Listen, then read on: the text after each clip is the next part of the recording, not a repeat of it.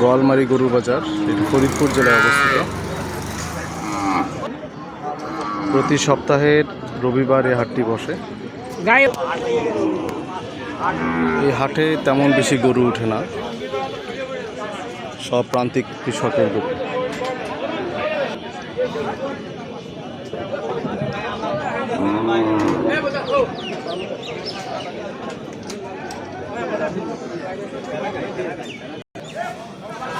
এই হাট থেকে দূর দূরান্ত থেকে পাইকাররা এসে গরু বাছুর সংগ্রহ করে নিয়ে যায়। এই অংশটি বাছুর।